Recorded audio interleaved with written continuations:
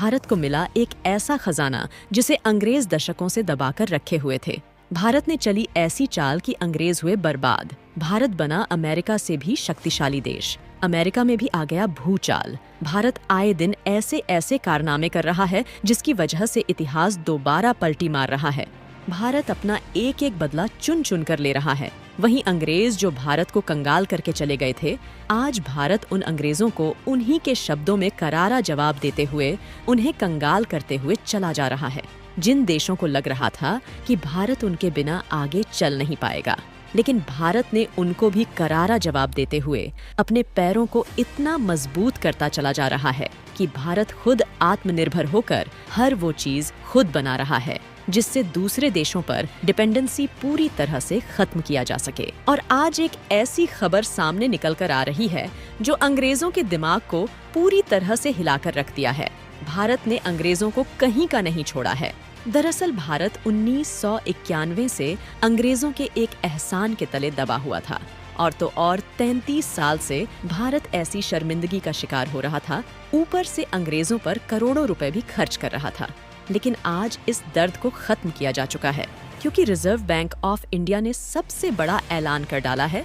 दरअसल कुछ ही घंटों पहले रिजर्व बैंक ऑफ इंडिया ने ऐलान किया है कि अंग्रेजों के पास रखा भारत का जो सोना है उसे आखिरकार 33 सालों के बाद वापस भारत लाया जा रहा है। ये सोना कोई छोटी मोटी मात्रा में नहीं है। ऐसा नहीं है कि 10-20 किलो है, ये करीबन 100 टन सोना है। दरअसल भारत के पास यानी कि भारत सरकार के पास खजाने में करीबन 820 टन सोना है और हम इंग्लैंड से करीबन 100 टन सोना अब वापस मंगा रहे हैं। इससे आप अंदाजा लगाइए कि ये कितनी बड़ी क्वांटिटी में सोना था और अब आखिरकार बड़े प्रयासों के बाद इसे भारत वापस लाया जा रहा है और इसे रखा जाएगा रिजर्व बैंक ऑफ इंडिया के वर्ल्ड में, यानी कि अंग्रेजों की तिजोरी से निकालकर ये सोना वापस भारत और भारतीयों की तिजोरी में आने जा रहा है।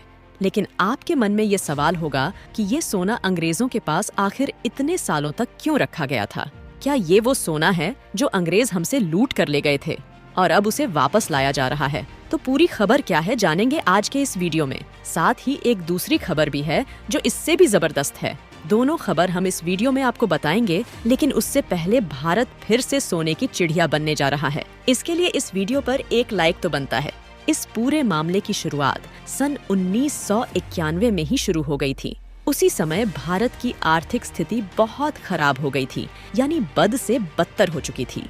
भारत को अपनी जरूरत के सामान को दूसरे देशों से एक्सपोर्ट करने के लिए अपने सोने को गिरवी रखना पड़ गया था और तभी से भारत का करीबन 100 टन सोना अंग्रेजों की तिजोरी में पड़ा था। दरअसल भारत का ये सोना बैंक ऑफ इंग्लैंड, जो कि इंग्लैंड की राजधानी लंदन में स्थित है, इस बैंक के वाइनऑल्ट में डिपॉजिट था। और आपको बता दें, भारत का ही नहीं बल्कि दुनिया के बहुत से देश का सोना यहाँ पर रखा जाता है और इसके बदले में बैंक ऑफ इंग्लैंड सोना रखने वाले देशों से एक किराया वसूलता है या फिर सिक्योरिटी फीस लेता है। और आप जानकर हैरान होंगे कि पिछले 33 सालों से ये सोना भारत का बैंक ऑफ इंग्लैंड की तिजोरी में रखा हुआ था और इसमें रखने के लिए भी हमें मोटी रकम चुकानी पड़ती थी। हर साल बैंक ऑफ इंग्लैंड को सिक्योरिटी फीस यानी कि हमारे सोने की रखवाली करने के लिए हर साल करोड़ों रुपए हमसे वसूलते थे। और बात सिर्फ पैसों की या सोने की नहीं है, बात इज्जत की भी है। हमारा सोना दूसरे देशों की तिजोरी में पड़ा हुआ था। इससे दुनिया भर में संदेश जाता था कि भारत अपने आप को सुरक्षित नहीं मानता। ये लोग अपना ही सोना सुरक्षित नहीं कर पाए तो ये लोग अपने देश और देशवासियों को कैसे सुरक्षित रख पाते होंगे? इसके अलावा इंग्लैंड हम पर एहसान भी रखता था कि देखिए, आपके सोने की रखवाली हम लोग करते हैं, आपका खजाना हम संभालते हैं, आपका देश तो अपना खजाना भी नहीं संभाल पाता। और उससे भी हैरानी की बात तो ये है कि 35 साल बीत गए। 1991 से 2024 तक इतनी सरकारी बदली, किसी ने भी इंटरेस्ट नहीं ली। अब सोने को सुरक्षित भारत लाया जाए और भारत और भारतीयों की तिजोरियों में रखा जाए। आज 2024 में आखिरकार सरकार को इसकी शुद्धाई है और अब रिजर्व बैंक ऑफ इंडिया को आदेश दिए गए हैं कि इस सोने को वापस भारत लाया जाए और आरबीआई यानी कि रिजर्व बैंक ऑफ इंडिया का जो वर्ल्ड है, जो तिजोरी है, इसमें रखा जाए ताकि हम जो करोड़ों रुपए सालाना इंग्लैंड को देते हैं वो बंद हो और साथ ही दुनिया भर में ये मैसेज जाए कि भारत अपने आप को संभालने के लिए पूरी तरीके से तैयार है। लेकिन ये तो कुछ नहीं है। आगे जो मैं खबर आपको सुनाने जा रही हूँ उसे सुनेंगे तो आप दंग रह जाएंगे कि भारत के पास टोटल 824 टन सोना है। उनमें से सिर्फ और सिर्फ 308 टन सोना ही भारत में रखा हुआ है। बाकी का सोना हमने दुनिया के अलग अलग बैंकों में रखा हुआ है, जो कि ये सोना करीबन 514 टन है। यानी कि भारत में जितना सोना पड़ा हुआ है उसे डूबने से भी ज्यादा हमारा सोना दूसरे देशों के बैंकों में रखा हुआ है। इनमें यूरोपीय यूनियन के बैंक है और बैंक ऑफ इंग्लैंड है।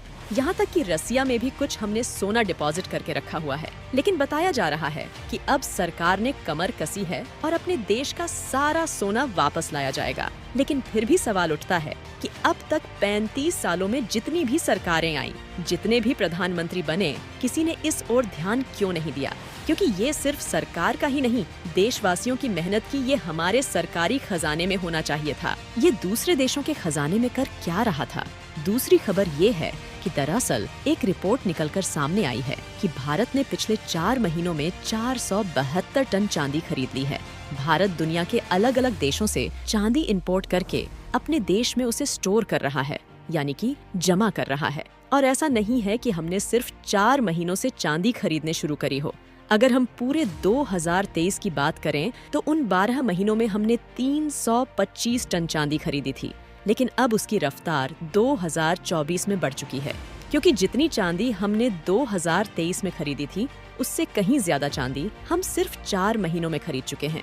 इतना ही नहीं, ये भी रिपोर्ट निकलकर सामने आई है कि इस साल भारत का जो चांदी इंपोर्ट है वो 10,000 टन को भी पार कर जाएगा। यानी कि इस साल हम 10,000 टन से भी ज्यादा चांदी दुनिया भर से खरीद कर अपने देश में उसे स्टोर करके रखेंगे। और इसी के साथ भारत दुनिया के कुछ सबसे बड़े चांदी रखने वाले देशों में शामिल हो जाएगा। लेकिन भारत ऐसा क्यों कर रहा है? तो इसके पीछे सबसे बड़ा कारण ये है कि भारत कई सारे सोलर प्रोजेक्ट चला रहा है। इसी वजह से भारत अपने आप को भविष्य के लिए पहले से ही सिक्योर कर रहा है।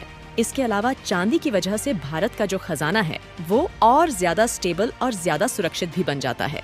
ऐसे में भारत को सोने की चिड़िया के साथ साथ चांदी की चिड़िया कहना भी गलत नहीं होगा।